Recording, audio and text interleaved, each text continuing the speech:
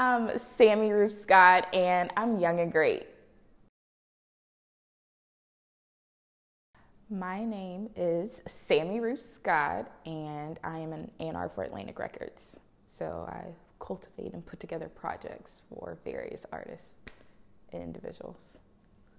I had my first internship while I was in college at a booking agency that a friend told me about. I got that.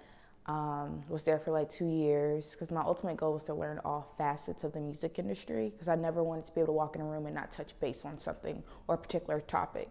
So I did that for 2 years, realized it wasn't for me. I went to Spelman College. My Spelman sister worked at a studio. She worked at the front desk, and she was looking for someone to replace her. She had put it on Facebook, so I hit her yo, I need this job. I need to be in the studio. So she put in a good word for me. I applied. Actually, Amber interviewed me. Amber hired me. So I started working with her and Boo Vision and Convict. There is room to grow and there's room for everyone. I'm a firm believer in that. I feel it's the music industry, the entertainment industry, and any other industry. There's always someone that wants to do the same thing you're doing. I don't think you should be concerned with that. If we all collaborated together, we all could win. I want us all to collaborate. I want us all to take the fuck over. So it's why are you worried about what the next person's doing? As long as you're concerned with what you're doing, you have tunnel vision, you're going to excel just like the next person. But, it's the way social media has transpired in the society, it makes you feel like you have to be competition with the next person. It has its pros and its cons. I'm not going to bash social media, but it has its pros and its cons for the whole perception and people thinking this, and that about something, and it's not even really the case, and it makes you feel oh, I'm not doing enough, or I need to do more, and it's they're not even really doing what they're saying they're doing, or maybe they are, but all that energy that you're investing in that, focus on your own goals. It's my opinion. Staying true to who you are, because like I said, I don't want to just frame this in the entertainment or music industry because it's not. It's a lot of cutthroat industries out here, and it's easy to lose yourself. And I feel all success is not good success. So as long as you stay true to who you are and your morals and your beliefs, and I'm not saying there might be certain things that you don't agree with that you're going to do, but overall, I'm going to stay true to who I am. If I don't believe it, I'm going to say it. Don't just hit me check out your music, because I get 4,576 DMs a day. Check out my music. I'm the next hottest thing. I'm blowing up this place. I need some sort of substance behind it, especially when I click on your page and it's are you even an artist? I see that a lot. So, I feel if you're going to reach out to an executive, via social media, then your social media should be up to par, because that's really all I can look at is your social media and your music. And your music needs to be up to par, because people have sent me crazy things or led me to links, and I'm just what is this? What were you thinking when you sent me this? But, I still listen. I definitely listen to almost everything everyone sends me.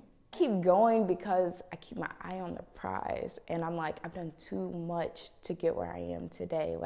There's no stopping. I have to keep going. I'm going to be successful. It's not that many women A&Rs in this business. I have to prove something. Let people know you can do it. It is possible. It's hard, though, and it's very consuming. So I get why people are I don't know if this is for me. It's a lot of sacrificing, and you have to be up for that. So, but this is truly what I want to do in my passion. This is what I've always wanted to do. So I'm all about the sacrifices. That would go back to millennials, just not listening. It's you can't tell them anything. And it's not all millennials, because I guess I am part of that category. But it's just like I said, it's different from when we were coming up in this industry. We were student of the game. I'm still a student of the game. It's still so much for me to learn and gain, and insight to be brought to light, and all types of things. But this generation is they know everything. You can't tell them anything. And when you do say something to them, it's a problem. So I would just say, listen. You never know. To this day, I'll sit in the office when all the OGs come around, or whatever you want to call them, and just listen. You never know what insight you'll gain just from being a fly on the wall. people are like, oh, you're in position, like you could. I'm still learning every single day. I learn from everyone. Another thing I would say is treat everyone the same. That's one thing that really does piss me off about this industry, is that people dictate their level of respect for you based off your position or your title. And I just don't think that's right, because you just never know who someone's going to be. And even outside of that, like, you should just treat everyone the same. Like, what's his name? Diddy used to work for Andre Harrell. Andre Harrell fired Diddy. Years later, Diddy hired Andre Harrell to work for him. Like, you just never know where someone's going to be. Being happy supersedes monetary any day. So even when I wasn't getting paid shit for a long time, which is cool because everyone goes through that, you know, that's what kept me going. I had 2 side jobs when I first started out. So it's like, I'll do anything to make sure I can stay in this and be successful within it and really change the game. A lot of things is, there's a lot of women or older women who've been in the game maybe 15, 20 years. They will help you out and give you insight. I have some great mentors, but then the flip side is a lot of women feel like you're competition, like you're the next up, you're the younger, new version of them, so you're coming for their spot. And it's like, no, that's not it. Like, we should be a teacher to the game. Like, I have so many little mentees that I pick up all the time, like every day, especially working in a studio. Like, our Atlantic office is inside Main Street Studio, so I interact with the interns all the time. They can ask me anything. They ask to email me, to listen to stuff, like, because I had that done for me. So I just want to reciprocate and give back.